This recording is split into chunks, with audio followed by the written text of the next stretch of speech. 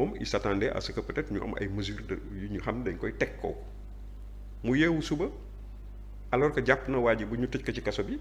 waa ji sax ba léegi mi ngi ci kaso bi ce qui est un peu paradoxal parce que tamit jàpp commissaire Keita dugal ko ci kaso bi alors que ku mel noonu nga xam ne moom moo ko tëjlu mi ngi ci kaso bi danger la nañ ci bàyyi xel. beneen affaire bi mooy mu ñëw ni waxante ak ministre de l'intérieur bi fi nekkoon wan ko ne ko mais vraiment lii man bett na ma parce que te loolu warul am ku mel nii nekk le directeur de notre police man du ma ko seetaan li nga xam ne moom la l'administration de Macky Sall meree woon commissaire Keita c'est qu'on a voulu le faire taire parce que xam nga dans la police et dans l'armée la subordination dafa am solo même si l'État a tort l'État a raison. Obligation de réserve. Obligation de réserve. Il a refusé parce que comme ni ko doomam ji waxee nitu dëgg la nit la koo xam ni askanam fi mu ko yegg du ko jëndee ak ay intérêt personnel am. parce que bu ko doon jëndee ak intérêt personnel am dafay waaf continuer nekk directeur Curtis xaw ma. di dem kenn du ci xam dara mais moom dafa ni ak quoi que ça puisse lui coûter du xam lu mel noonu ba pare di ci dëgg tànkam parce que c'est injuste. D'ailleurs de mon point de vue je pense que loolu bokk na ci li tax mu demoon jege Ousmane Sonko parce que jàpp na ni Ousmane Sonko c'est un discours bu bees la c'est des jeunes yoo xam ni ils sont prêts pour changer et cetera mu dandi ko rapproché wu ci moom parce que jàpp na ni système bi c'est un système à combattre dans un premier temps c'est comme ça que ça s'est passé et ñoom aussi ñu gëmewuñ ko parce que le commissaire il le dit man fekkewuma ko mais moom il me l'a dit plusieurs fois mu ni moom musul du sax fréquenter Sonko mooy ñëw ci moom mais moom du dem ci Sonko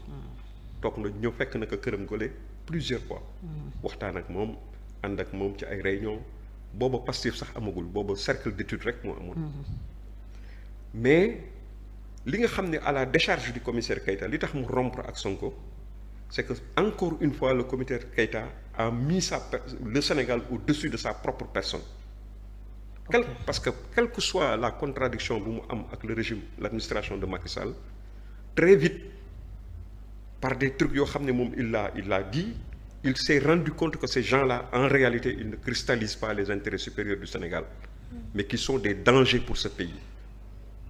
et donc il s'est fait violence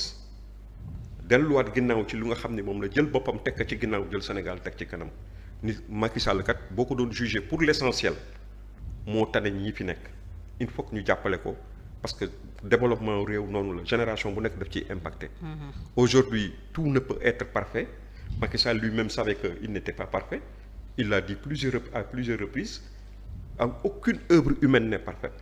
mais au moins bu ñuy juger une œuvre dañ koy juger dañuy jël balance teg yàlla sax noonu lay def day jël bàkkaar teg jël tuyaaba teg lu ci ëpp rek ñu ànd ci loolu donc jàpp nañ ni Sénégal fi mu nekk nii depuis 2012 ba léegi mi ngi def ay jéego yu nga xam ne sur le plan économique tout le monde est d'accord que nous avons fait des bons en avant sur le plan économique et social peut-être que sur le plan social sax xaw na des mais sur le plan économique on a fait des bons en avant et donc man explication boobu laay jox entre par rapport à cette rupture à cette alliance qu'il y a eu avec Ousmane Sonko et ensuite à cette rupture qu'il y a eu bu ci topp. lan moo yàq concrètement digganteem ak Ousmane Sonko. mooy li ma la wax mooy dama ni la moom ci biir ànd boobu y a des choses peut-être qu'il n'a pas nga xam ne tojagul ba léegi. mais xam na ni am na ay alliances yu am ci seen biir gis na seen pratique gis na ni ñuy doxee mag la le commissaire Keita c'est un corps il fait partie d'un corps d'élite. c'est un commissaire divisionnaire de classe exceptionnelle. xam nga di accuser sax commissaire divisionnaire bu mel ni commissaire Keita d'offense au chef de l'État wala di ko jël di wax ay diffusion de fausses nouvelles dafa mel ni tout le corps de 1960 jusqu'à maintenant tous ceux qui ont eu takk grade boobu war nañu am lu leen naqari parce que c'est un corps d'élite boo xam ni ñi ci nekk ay tànneef lañu ay éducateurs lañu ay nit ñuy jubbanti ay modificateurs de comportement lañu ñoo xam ne dañuy gis lu nga xam ne du yoon ñu daal di ko wëlbati benn ko taxawal ko bu mu jub ku mel noonu ak éducation bi mu am ak fi mu jaar avec son âge nga xam ni c'est l'ancienne génération kenn yarewu leen ci ñuy jàll kilifa ba di tudd naka sudul noonu parce que offense mooy nga tudd nit ki naka sudul noonu. Ouais. mais wax xalaatam génne xalaatam di nekk ci xolam mu génne ko ci lu mu àndul man yaakaar naa ni le président Diomaye moom ci boppam sax ba muy doog a toog li mu wax lu leer la. dafa ni man mii de Diomaye Diakhar Faye Bassirou Diomaye Diakhar Faye li may nekk président de la république ak lu ma nit mën a wax critiquer ma ko même bu dul dëgg xam naa ne am na lu ma ci mën a jàngat loo xam ne mën naa ko jëriñoo. donc moom jàpp naa ni intelligemment war na mën a approprier waxu mag ñooñu nga xam ne dañu taxaw ci diggu penc mi di wax parce que le commissaire Keïta il a atteint l'âge de la sagesse mais un sage ne doit pas faire langue de bois gis dëgg ba pare di ci gëmm wala gis danger muy ñëw ci sa réew nga noppi ci parce que par lâcheté n'est-ce pas ou par veulerie il ne le fera jamais. Le commissaire Keïta personne ne peut le ploir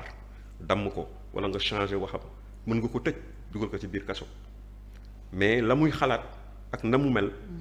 ad vitam aeternam il sera comme ça. ok voilà alors annoncé woon ngeen fi une internationalisation du combat. oui tout à fait. yéen a ngi ci. ñi ngi ci on a déposé une lettre de protestation de réclamation ci fi ñu ko war a posé yépp organismes internationaux yi nga xam ni yépp nemmiku nañ leen aux États-Unis le département d'État aux États-Unis yóbbu nañ ko Nations Unies parce que nous avons des gens yi nga xam ni des membres imminents de notre mouvement yoo xam ni ñii c'est des journalistes de réputation internationale yoo xam ne ñu ngi nekk foofu ils s'en occupent.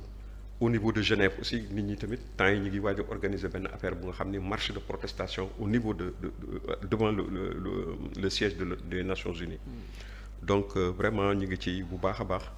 et même les organismes yi nga xam ne ñoo nekk fii ci réew mi c'est l'occasion de remercier Seydi Gassama avec qui personnellement j'ai eu plusieurs altercations ci ay bind wala yu demee noonu. mais pour dire que ni démocratie moo demee noonu ak état de droit ak voilà c'est vraiment nit ñi dañuy jogante dañuy waxante yenn saa yu dënn yi jóg et tout mais après les gens ils savent s'apprécier ku ci nekk ñu seet ci côté boo xam ni parce que keroog il nous a vraiment reçu et il nous a très bien reçu avec beaucoup de compréhension beaucoup d'empathie vraiment il condamne de la manière la plus ferme non seulement le cas du commissaire Keïta qui juge que ni moom boobu moom c'est vraiment le comble du scandale mais aussi même ñi doon wax naan Diomaye day fen wala Sonko day fen excusez-moi du terme donc muy Ahmed Suzanne Camara nangam parce que délit d'opinion la on a vu des présidents de la République yoo xam ne en France notamment on a vu un président bu ñu tëgg pes public tëgg pes Macron wala ñu jël nen sotti ko sànni ko ci kii wala ñu jël farine tuur ko gis nañ ko ba tàyyi avec la jacquerie là bi amoon ci foire de l'agriculture boobu amoon on a vu toutes sortes de choses mais ces gens ils vivent la démocratie et vraiment ce régime là on l'attendait à ce niveau vraiment à ce niveau d'ouverture de compréhension d'ouverture quoi. Est-ce que tey yegg nañ ci mun leen taxer d'antidémocrate? Non, c'est une dictature rampante aujourd'hui c'est en fait la dictature elle n'est même plus rampante elle est debout et elle apprend à marcher c'est ça qui est grave et les gens aujourd'hui ils sont là en train de regarder